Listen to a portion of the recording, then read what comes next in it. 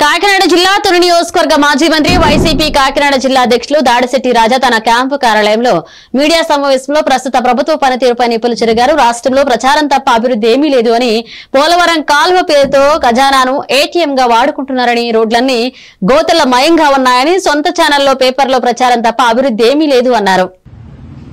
చదివి వినిపిస్తాను. రోడ్డు పనులు చేసిన వాళ్ళని, చేయించిన వాళ్ళని జైల్లో పెట్టండి, రహదారులు నాణ్యత విషయంలో సరిగా చేయని వాళ్ళని మీరు జైల్లో పెట్టండి అని చెప్పేసి స్వయంగా చంద్రబాబు నాయుడు గారు ఇచ్చిన స్టేట్మెంటే.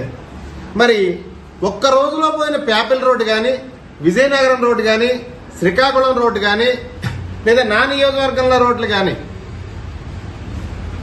మరి వాటి విషయంలో మీరు ఏ చర్య తీసుకుంటారు?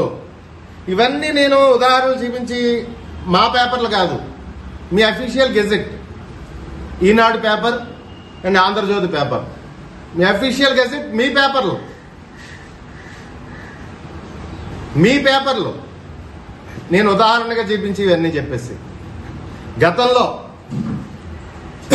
2.5 సంవత్సరాలు ఈ రాష్ట్రం కరోనాతో అతలాకుతలమైన పరిస్థితుల్లో రాష్ట్ర బడ్జెట్ అంతా కరోనాకి, ఈ రాష్ట్రంలో ఉన్న పేద ప్రజల వైద్యానికి ఖర్చు అయిపోయిన పరిస్థితుల్లో కూడా 47,000 కోట్ల రూపాయల రోడ్లకి వెచ్చించిన పరిస్థితి గత ప్రభుత్వం, శ్రీ జగన్మోహన్ రెడ్డి గారి ప్రభుత్వంలో ఉంది.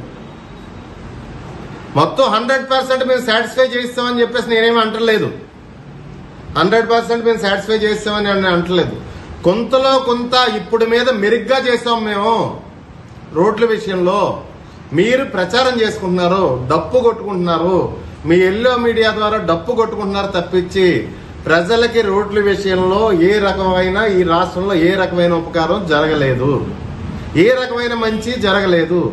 కష్టం ఉన్నా, కరోనా లాంటి కష్టం ఉన్నా, ప్రపంచం అంతా స్టాగ్నేట్ అయిపోయిన పరిస్థితి ఉన్నా, జనగామ జిల్లా కేంద్రంలోని